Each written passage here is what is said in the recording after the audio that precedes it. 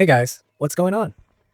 It's your friend back with another Arc Raiders breakdown, and I've got something that's going to make your raids a little smoother, your comms a little clearer, and your frame rate feel a touch less cursed.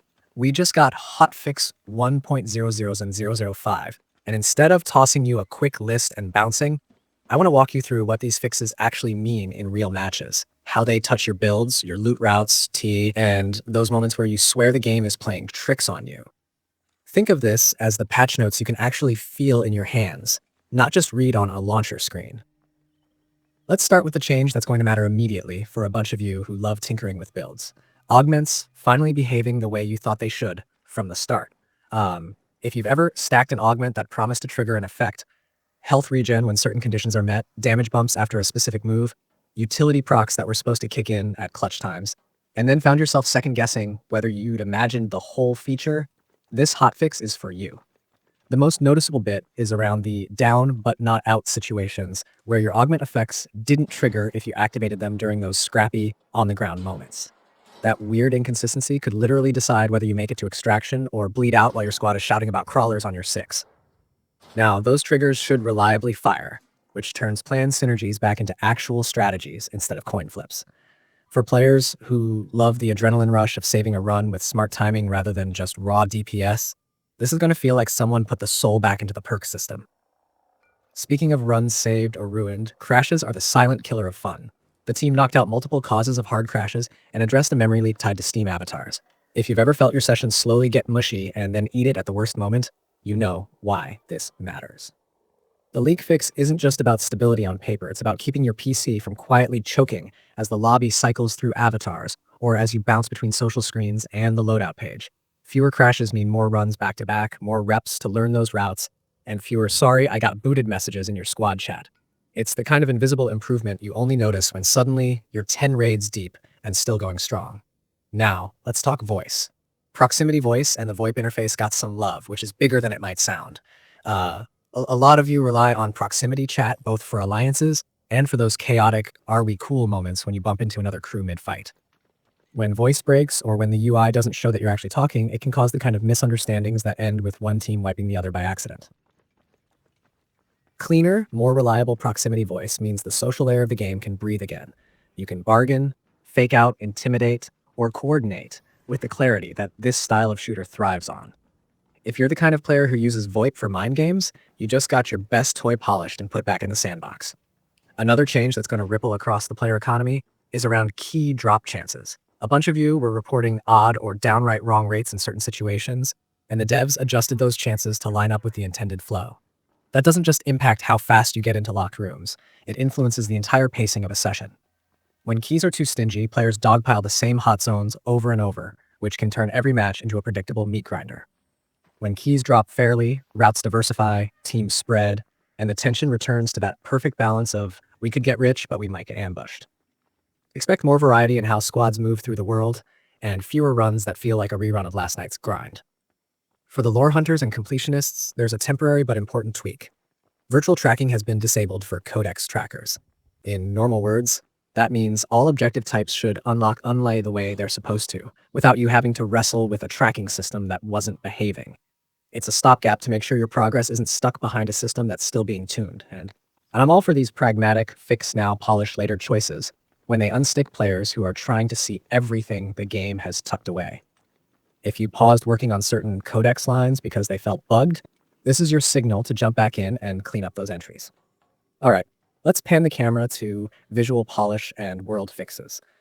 There were specific corrections to how the game renders at epic settings, certain geometry issues in the blue gate area, and interior floor materials that didn't look or respond quite right. Lighting got improvements too. And yeah, those are the tweaks you shrug at and note till you spawn in at dusk and realize the world finally looks like what the art team intended. I always say that visual clarity is more than prettiness in a competitive space. It's how you read the battlefield. When geometry is wonky or interior materials look off, it can mess with your depth perception, how you track targets, and even whether you think a spot is cover or a death sentence. With better lighting and cleaned up geometry, you'll make fewer dumb mistakes that weren't actually your fault. On the social side, avatars load more predictably, and the store got attention to image scaling and general scroll behavior. I know, the word store can trigger eye rolling, but having a marketplace UI that doesn't stutter, crop, or behave oddly is part of the modern live service loop. Clean scrolling and images that fit correctly basically mean less friction and more time focused on your kit and the next raid. Combine that with the avatar fixes, and the experience of bouncing between social, cosmetic, and gameplay prep screens should feel lighter. There was also a gate added to make sure the trial screen isn't accessible earlier than intended. That tweak sounds minor until you realize early exposure to systems out of sequence can confuse newer players and muddy the progression curve. By aligning access with the right moment in your journey, it sets expectations properly. You get the right feature at the right time. Think of it like a campaign that doesn't hand you endgame tools in the tutorial. It keeps the slope fun, not frustrating. A small but appreciated quality of life addition is a charged progress hint for integrated shield repair. Those little bits of feedback mean you can plan your next move instead of guessing. In a fight, knowing how close you are to that shield top-up changes whether you peek aggressively or hold for 2 more heartbeats. Micro decisions like that add up to squad survival or a wipe, so the more reliable feedback the UI gives you, the better your instincts become. Let's translate all this into how you might tweak your play. If you were running a build that relied on timed augment effects, especially those that interact with your health state, dust that loadout off and test it again. Start with a simple 3-lane loop. 1 run focusing on mid-range fights to test combat procs, 1 stealthier thread with heavy use of utility augments, and 1 messy run where you intentionally put yourself in high-risk situations to see how consistent the triggers are under stress. Keep mental notes. Are your heals kicking exactly when they should? Are damage windows popping on schedule? If the answer is yes, then those augments just climbed a tier in viability. If you like spreadsheeting it, sure, track it, but honestly, just paying attention across a handful of runs will tell you if the hotfix delivered for your style. For squads that love prox chat diplomacy, treat the new comms reliability as a license to get creative. Consider setting up simple callouts you can use with strangers that don't require complex trust. We're on the left pipe, moving past, not looking for a fight. Or, dropping medkit on the road, 5 seconds, then we're out. If the UI reliably shows when you're speaking, you avoid the awkward moment where you think you're broadcasting and the other team only hears silence. It might sound small, but that extra clarity can reduce accidental skirmishes, which means more ammo and meds saved for the real threats. On the loot side, with key drops corrected, I'd recommend refreshing your routes. Don't cling to the old metagame where 1 or 2 hotspots were king just because they felt necessary for keys. Run a few circuits through areas you wrote off last week and see if the risk-reward has shifted. When keys fall into a more predictable groove, you're free to think about rotations that fit your team's strengths rather than just chasing a busted drop table. I'm expecting to see more ambushes in secondary corridors and fewer meat grinders on the most obvious choke points as teams adapt. Performance-wise, the stability fixes mean this is a good moment to crank settings back up and see what your rig can truly do without flirting with disaster. If you lowered texture or shadow details after a crashy night, try stepping them back 1 notch and run a couple of raids. If you see no dips or weird stutters, you found your new baseline.